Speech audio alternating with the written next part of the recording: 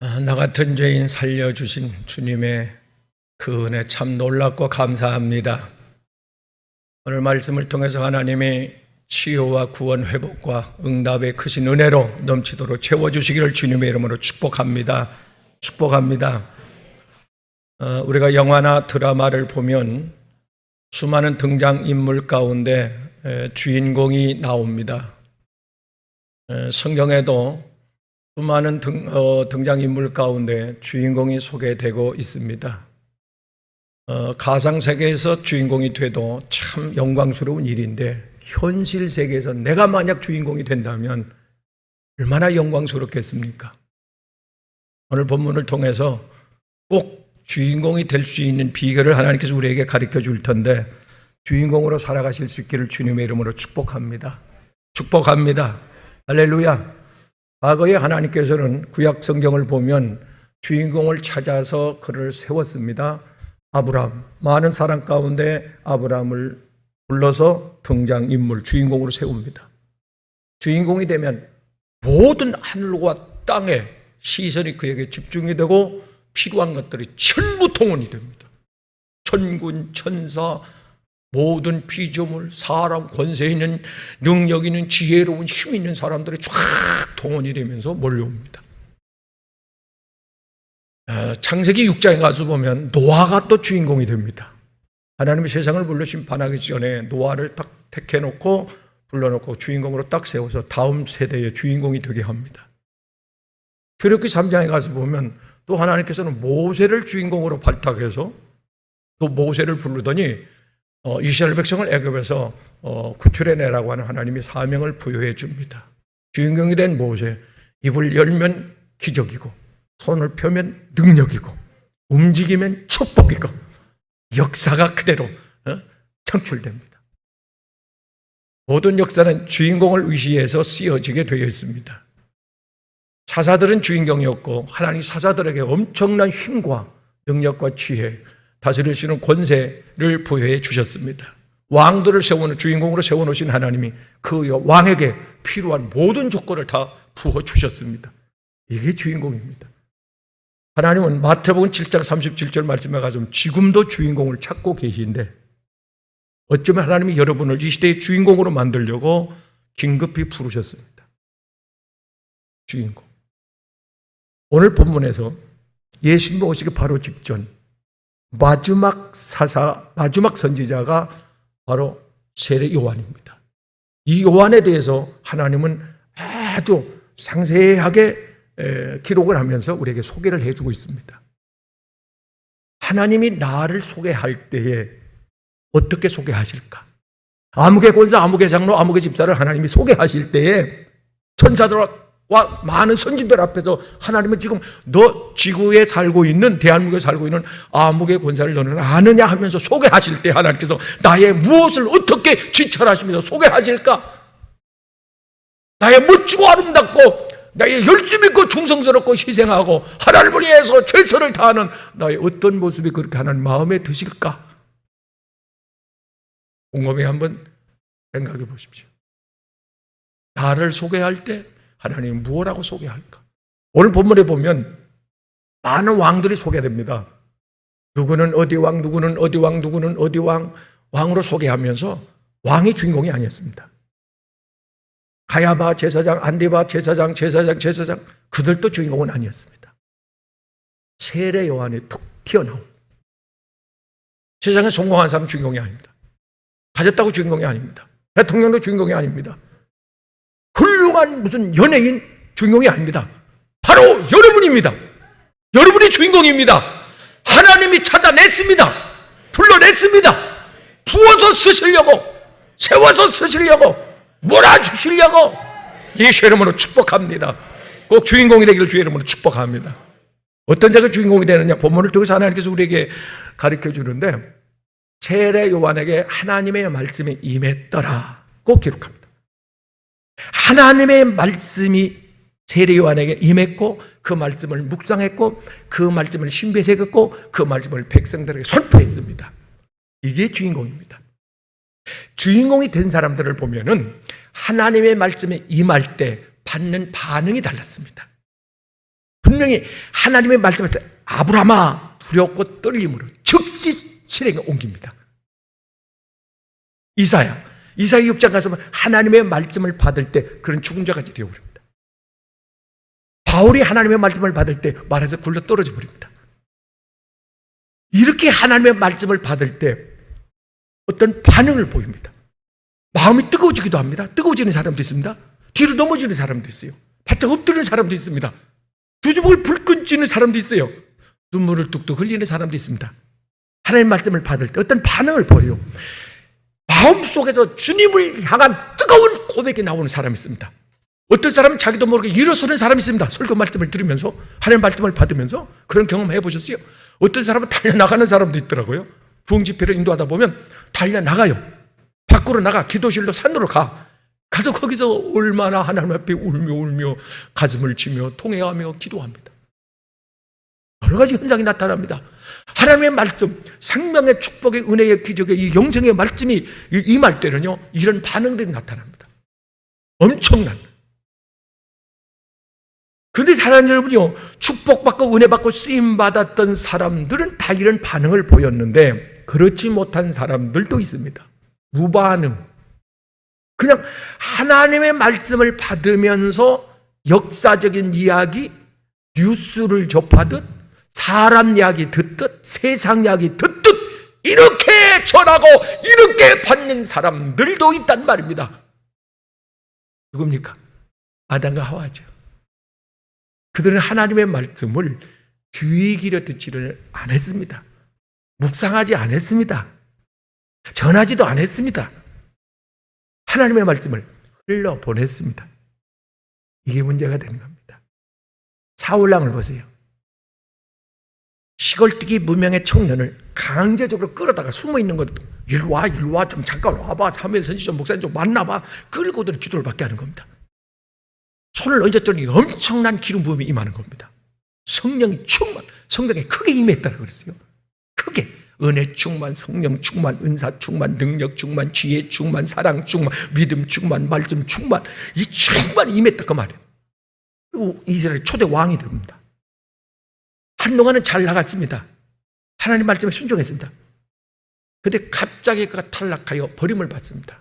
이유인즉 사무엘상 15장 22절에서 얘가 하나님의 말씀을 버렸으므로, 흘러보냈으므로, 잊어버렸으므로, 빼앗겼으므로, 네가 하나님의 말씀에 반응이 없으므로, 무반응.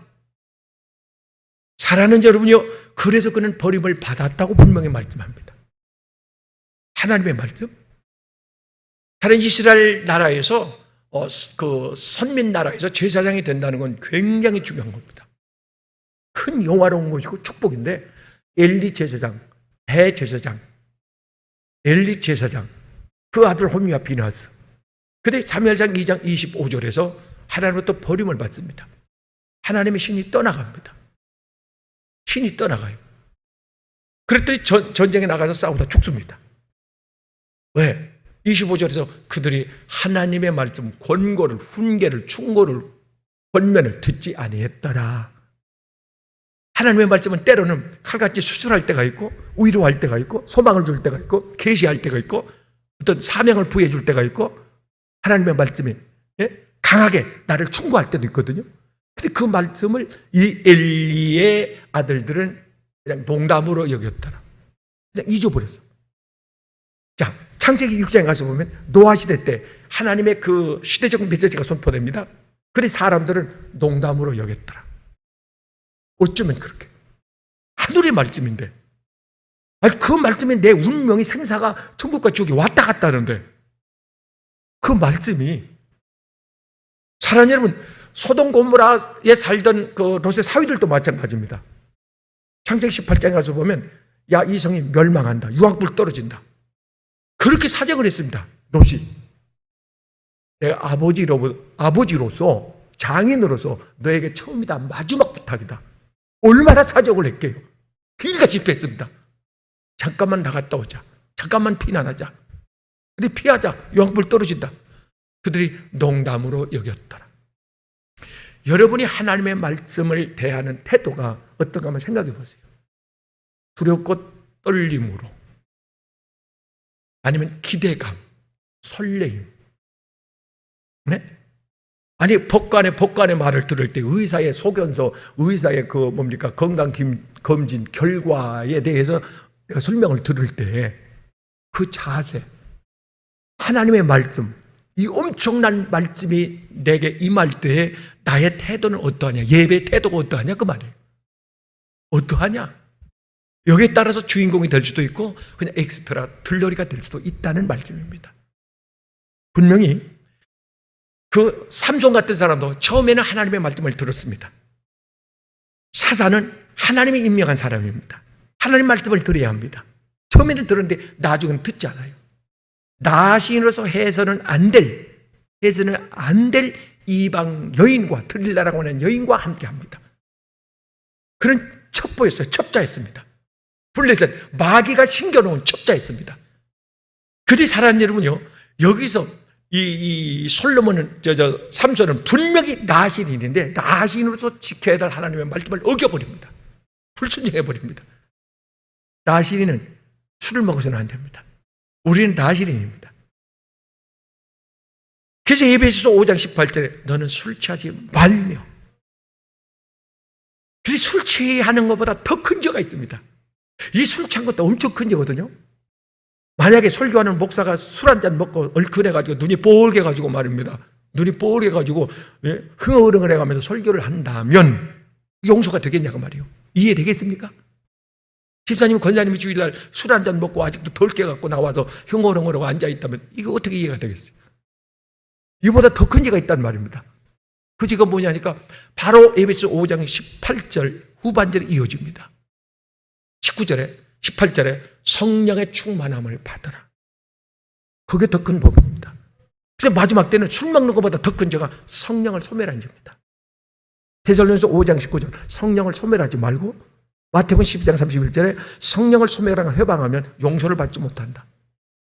이게 더 큰 죄입니다. 여러분이요, 성경의 문장을 보면 마태복음 7장 21절에 주여 주여 하는 자가 천국에 못 간다. 주님을 외면을 당했다.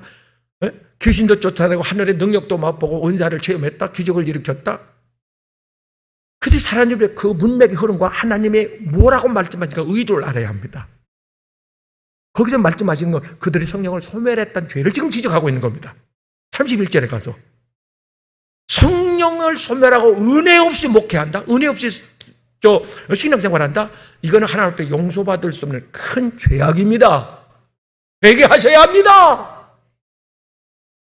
성령의 은혜 없이, 성령의 도움 없이 하나님의 일을 한다? 사랑하는 여러분, 이건 위험한 겁니다. 그래서 사랑하는 여러분, 분명히 이 삼손은 처음에는 하나님의 신을 받았는데 나중에는 소멸해버리잖아요. 블레셋의 조롱거리가 됩니다. 비방거리가 됩니다. 우리가 나신으로서 성도로서 사랑하는 여러분이 하나님의 법을 지키면, 이해하면, 순종하면 세상이 우리를 감당할 수 없는, 우리는 존경받는, 세상을 다스리고 정복할 수 있는 그런 위대한 주인공이 됩니다. 그러나 법을 지키지 않으면 우리는 수치거리가 될 수도 있습니다. 비방거리가 될 수도 있습니다. 하나님의 말씀을 어떻게 대하느냐, 굉장히 중요한 겁니다. 가룟 유다는 주님의 말씀을, 거듭대로 주님의 말씀을 외면했습니다. 흘려보냈습니다. 새기지 않았습니다. 묵상하지 않았습니다. 마음에 두지 않았습니다. 한 귀로 듣고 한 귀로 흘려보냅니다. 베드로는 마음에 두었습니다. 똑같이 죄를 지었습니다. 그런데 베드로는 말씀을 기억하고 회개했더라 이겁니다. 할렐루야! 이게 다릅니다. 하나님의 말씀을 세례 요한은 받았습니다. 그리고 묵상하며 그 말씀을 백성들에게 외쳤습니다. 이게 주인공입니다. 여러분이 하나님의 말씀을 받으면서 뜨거운 적이 있다? 어떤 반응을 보였다? 눈물이 나오고 마음에 결단이 새겨졌다? 그리고 견딜 수 없어가지고 이 말씀을 뜨거운 마음으로 가서 누구인가 전했다? 여러분은 주인공입니다. 이 시대의 세례 요한입니다. 하나님께서 함께 하신 줄로 믿습니다. 할렐루야! 할렐루야! 사랑하는 여러분, 오늘 본문을 통해서 두 번째 주는 말씀은 이겁니다. 세례 요한은 광야에서 살았습니다. 별명이 있습니다. 광야에 외치는 자의 소리입니다. 광야. 그 광야는 예상치 못했던 폭풍과 몰아치는 말입니다. 모래바람이 불어오면 눈을 뜰 수가 없어요. 그래서 모래 언덕이 막 산이 생기기도 합니다. 낮에는 더워서 50도가 넘어가니까 사람이 서 있을 수가 없죠. 네? 질식해서 현기증이 돼서 쓰러져 죽어요. 밤에는 영하로 내려갑니다. 이 온도차가 50도가 납니다. 10도 이상 차이 나면 감기 들어서 못 견디잖아요. 50도, 5배가 더 차이가 나니까 여기서 생존이 불가한 겁니다. 그래서 하나님께서 이스라엘 백성 광야를 걷게 하실 때에 하나님께서 낮에는 구름 기둥으로 싹 햇빛을 가려주고 저녁에는 불 기둥으로 온도를 높여줬던 겁니다. 참 감사하죠. 광야에 먹을 것이 없습니다. 양식이 없습니다. 농사를 지을 것이 없습니다. 맹수들만 잠복해 있습니다. 언제 습격을 당할지 모릅니다. 이게 광야입니다. 우리가 살고 있는 시대는 광야입니다. 광야. 마음 넓기 때문에. 그래도 우리나라는 치안이 잘된 나라인데 외국 사람들 오면 놀래네. 밤길에 어떻게 여자가 혼자 걸어다녀? 밤길에. 외국에서는 밤 10시간 넘으면 꿈도 못 꾸는 말이에요. 네? 참 복받은 나라죠. 우리나라가 광야에는 곳곳에 맹수가 있습니다. 광야에서 가장 생존에 필수적인 물이 없다는 겁니다. 밥은 안 먹어도 40일 견디는데 물만 있으면, 물을 안 먹으면 며칠 못 견딥니다. 아니, 단 하루라도 물을 안 먹으면 사람은 견딜 수가 없어요. 못 삽니다. 그냥 죽어요. 근데 광야에 물이 없었습니다. 근데 하나님께서 이스라엘 백성을 광야에서 반석에서 물이 솟게 하고 마라의 쓴 물을 달게 하고, 그러면서 실컷 그 물을 먹고 목욕을 하고 남게 풍족히 양식을 하늘에서 만나를 날마다 아침마다 내려가지고 그들을 먹게 했으니 이게 보통 기적이고 은혜냐 그 말입니다. 그러니 하나님께서 신명기 8장 1절 2절에서 왜 하나님께서 광야의 삶을 주시는가에 대해서 두 가지로 요약을 해서 설명을 해 주십니다. 하나는 너희가, 이스라엘 백성은 굉장히 교만한 사람들입니다. 왜? IQ가 높지요? 선민입니다. 그들은 다른 이방들이 모르는 하나님에 대해서 아는 지식이 있습니다. 스가랴 4장 6절에 하나님을 아는 지식이 있어요. 그러면서 하나님을 잘 믿는다고 자부합니다. 택한 말의 선민입니다. 굉장히 생긴 것도 우리보다 나아요. 이런 모든 좋은 조건을 가지고 있기 때문에 그들은 교만합니다. 하나님은 교만하면 야고보 4장 4장에 그들을 쳐버린다. 그래서 너희를 낮추기 위해서 낮아집니다. 그들을 낮춰줬습니다. 하나님 앞에 바짝 엎드리겠습니다. 오늘 보면 세리 요한은 그 누가복음 11장 11절 말씀에 가서 보면 그 바짝 낮아지는데 그 누가복음 3장에도 이렇게 말씀합니다. 그가 딱 등장해서 천국 복음을 증거했을 때에 많은 백성들이 막 구름대처럼 몰려왔잖아요. 몰려오면서 야, 이분이 메시아다. 그리고 착각을 한 거예요. 세리 요한이 메시아로 착각을 한 겁니다. 그렇게 목말라 있었고 메시아에 대해서 딱 등장해서 일반 선지자나 제사장하고 다르더라 그 말이에요. 그 메시지나 능력이나 이런 것들이 삶이나 이런 것들이 달라요. 그래서 저번에 진짜 메시아다. 99% 맞는다. 이렇게 백성들이 모여들었습니다. 그러면 자기는 가만히 있으면 돼요. 그럼 왕이 되고 영웅이 되고 메시아도 될 수가 있어요. 그런데 여기서 세례 요한은 분명하게 백성들에게 자기를 낮춥니다. 나는, 내 뒤에 오시는 분은, 나는 물로 세례를 주는데 그분은 물과 성령으로 너에게 불과 성령으로 세례를 줄 것인데 나는 그분의 신발끈 하나 만지기도 나는 부족하다. 주님을 높입니다. 주님을 드러냅니다. 하나님께서 전부한 복을 주인공으로 여러분을 높여주실 때에, 세상에 여러분을 세울 때에, 그때 여러분 세례 요한을 기억하십시오. 모든 것이 하나님의 은혜라고. 영광을 하나님께 돌려야 합니다. 내가 열심히 했더니, 노력했더니 아닙니다. 지금 내가 사는 것 주님의 거신 은혜요. 광야를 걷게 하신 건 이걸 깨닫게 하기 위해서, 두 번째 은혜를 깨닫게 하기 위해서입니다. 하나님의 은혜가 아니면 광야에서 하루 생존이 불가능합니다. 우리가 지금까지 지나온 길을 가만히 되돌아보면 죽음의 위기를 한두 번 넘긴 게 아닙니다. 힘들 때도 많았습니다. 우여곡절. 말을 안 해서 그렇지. 이대로 저녁에 눈물을 감으면서 아침에 눈을 안 떴으면 좋겠다. 사람을 만나기 싫을 때도 있었습니다. 먹고 살기가 너무 힘들어서 거리를 헤맬 때도 있었습니다. 이러던 사람 또 상처를 받아가지고 말도 못하고 끙끙 앓을 때가 있었습니다. 너무너무 힘들어서 못된 생각을 할 때도 있었습니다. 광야였습니다. 우리가 지금 코로나를 겪고 있습니다. 끝이 안 보입니다. 광야입니다. 광야. 이 광야에서 하나님 주신 두 번째 메시지는 너희는 하나님의 은혜가 필요한 사람들이다. 하나님 맞습니다. 내 사랑하는 아들은 은혜가 필요한 아들입니다. 내 딸은 은혜가 필요한 딸입니다. 하나님, 은혜 없이는 살 수 없습니다. 은혜 부어주시옵소서. 우리 스스로도 하나님 은혜에 있어야 삽니다. 이걸 깨닫게 하기 위한 목적이었습니다. 광야의 목적은 사랑 여러분이요, 하나님을 전적으로 의지하라. 도울 힘이 없는 사람을 의지해봐야, 사람에게 기대봐야, 무슨 사람이 나를 구원해주고 살려주고 나를 죽을 병에서, 이따 설교 끝난 후에 간 적이 있습니다만 희한한 기적들이 일어나. 나를 치료하는 분, 회복시키는 분, 기회 주시는 분, 일으키는 분, 도와주시는 분, 밀어주시는 분, 이끌어주시는 분, 나를 주인공으로 세워주시는 분, 예수 그리스도. 할렐루야.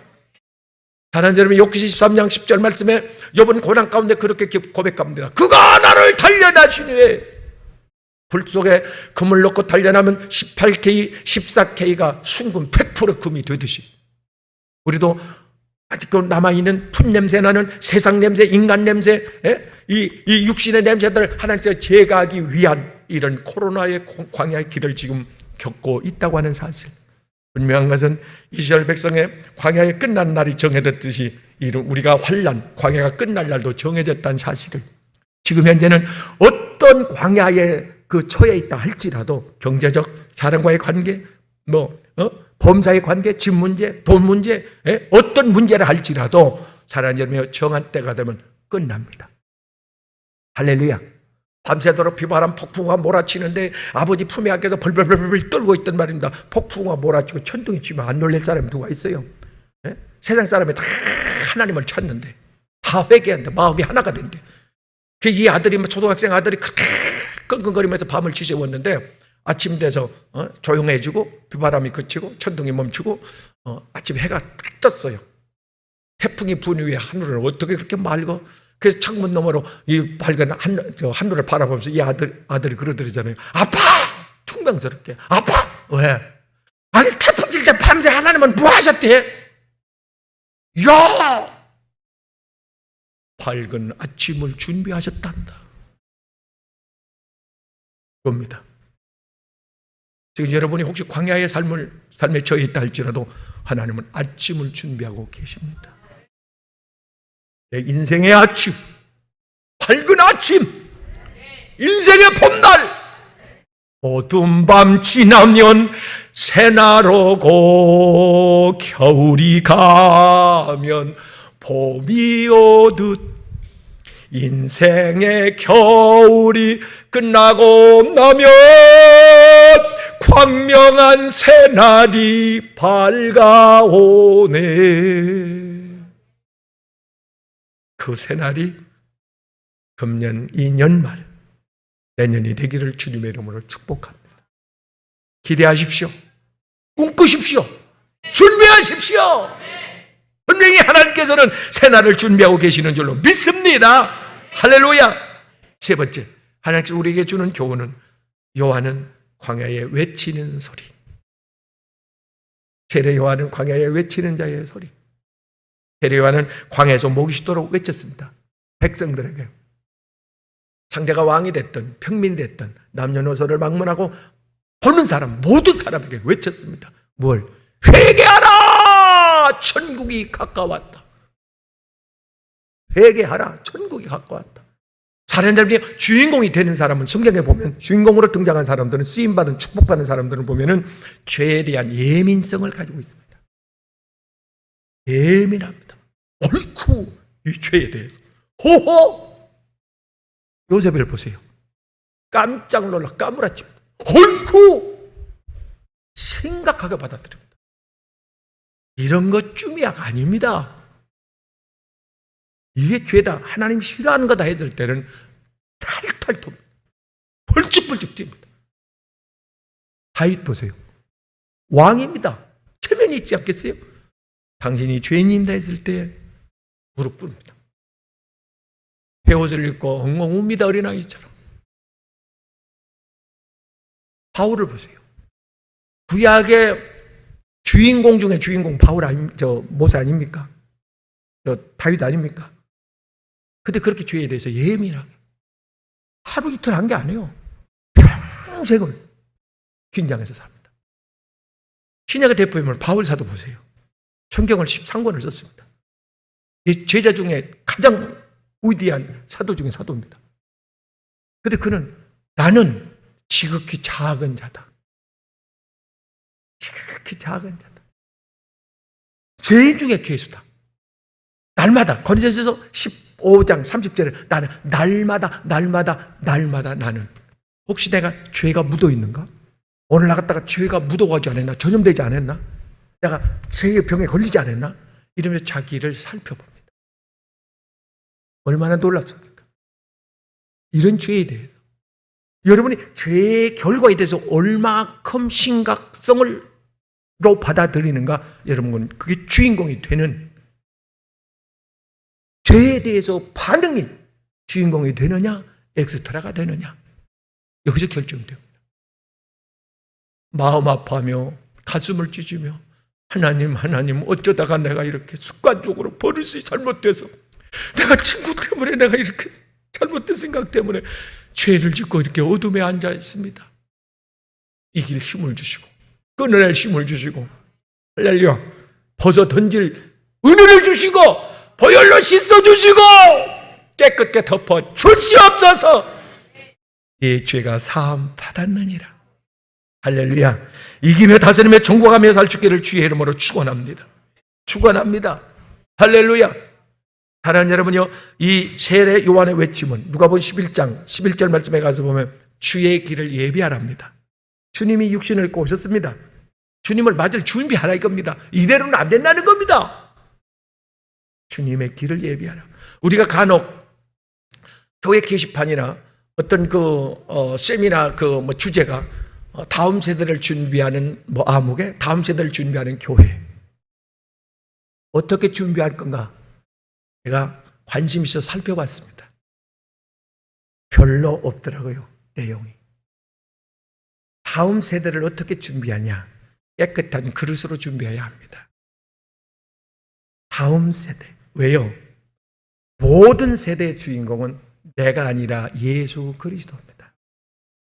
그분을 맞이하기 위해서 다음 세대는 주님의 재림에 오실지도 모르는 우리는 세상 끝에 살아가고 있는데 그분을 맞이하기 위해서 청결하게 세마포로 단장을 해야 합니다. 구약의 대표인물은 사실 다윗이 아닙니다. 아브라함이 아닙니다. 모세가 아닙니다. 예수 그리스도입니다. 예수 그리스도가 모든 세대의 주인공입니다. 그래서 하나님께서 시내산에서 모세를 통하여 이스라엘 백성에 주신 율법은 예수 그리스도를 상징하는 것이고 성막도 예수 그리스도를 상징하는 것이고 성전도 예수 그리스도를 상징하는 것입니다. 모든 주인공은 예수 그리스도입니다. 할렐루야. 신약에 와서도 역시 마찬가지입니다. 바울이 아닙니다. 주인공인 예수 그리스도입니다. 역시 이 시대의 주인공은 아무개 무슨 스포츠, 무슨 과학, 위대한, 무슨 개발한 자, 무슨 재벌 이런 사람이 아닙니다. 대통령이 아닙니다. 주인공은 예수 그리스도입니다. 제2의 주인공은 여러분이고 제1의 주인공은 예수 그리스도고 그렇다면 여러분의 삶을 통하여 예수 그리스도가 얼마나 드러나고 있느냐 그 말이에요. 얼마나 보여지고 있느냐, 얼마나 그분이 영광을 받고 계시느냐. 예수 그리스도가 여러분을 통해서 엑스트라는 그 주인공을 이렇게 빛나게 받쳐주는 역할을 합니다. 그래서 우리 때문에 예수 그리스도가 영광을 받으셔야 되고, 할렐루야, 예수 그리스도가 세상에 드러나야 되고, 어떤 예수입니까? 구원자 예수. 우리의 죄를 대신하여 피 흘리신 예수. 우리를 죽음에서 건져내 주신 예수. 죽을 병에서 우리를 치료하신 예수. 축복의 예수, 은혜의 예수, 자비의 예수, 사랑의 예수, 다스오실 예수, 예수 그리스도! 예수 그리스도를 믿고 인생의 주인공 되는 예수 그리스도. 나는 살든지 죽든지 예수 그리스도를 위하여. 고린도서 10장 바울 사도가 10장 31절에서 고백한 겁니다. 내가 살든지 죽든지 내 몸에 그리스도가 주인공 되기를 원하노라. 주님은 나의 인생의 주인공입니다. 나를 통하여 영광을 받으시옵소서. 할렐루야. 그 영광이 가려지지 않게 하시고, 은혜가 삭감되지 않게 하시고, 말씀이 변질되지 않게 하시고, 빛처럼 드러나게 하여 주시옵소서. 반사되게 하여 주시옵소서. 위대하시고 존귀하신 예수 그리스도, 전지전능하신 예수 그리스도, 나의 왕 예수 그리스도, 나의 주인 예수 그리스도, 그분이 나를 통하여 큰 영광을 받아주시고, 봐라 살아계신 예수 그리스도를 보여주며 사는 승리의 생애 되게 하여 주시옵소서. 그렇게 될 줄로 믿습니다. 기도하겠습니다. 나의 주, 나의 왕, 나의 구세주 되시는 주님 앞에 내가 바짝 엎드려져 주의 말씀에 귀를 기울이고, 주여 말씀하옵소서 종들이 듣겠습니다. 세례 요한처럼, 다윗처럼, 바울처럼 겸손하게 끌어엎드려 주의 음성에 귀를 기울입니다.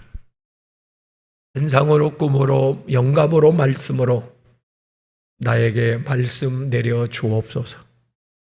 그 말씀을 간직하고 묵상하며 요셉이 꿈을 통하여 준 말씀을 잊지 않고 새기며 유혹 시험을 이겨냈듯이 이 코로나 광야 현재의 삶 가운데 하나님 약속의 말씀, 가나안 땅 축복의 약속되었으니 봄날을 아침에 태양을 준비하시는 그 하나님의 약속의 말씀을 믿고 잘 끝까지 이겨내게 하옵소서.